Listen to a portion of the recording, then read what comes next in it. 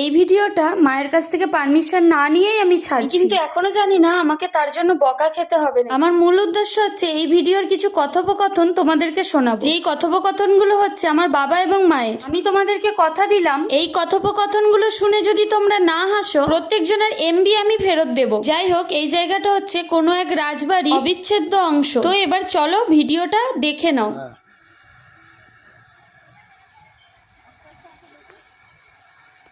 চলো চলো ওই পর্যন্ত চলো।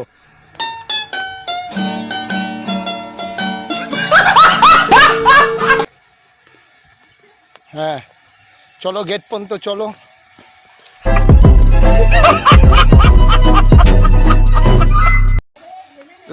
লাস্টে একটা পোস্ট দিয়ে দাও, একটা পোস্ট দিয়ে দাও।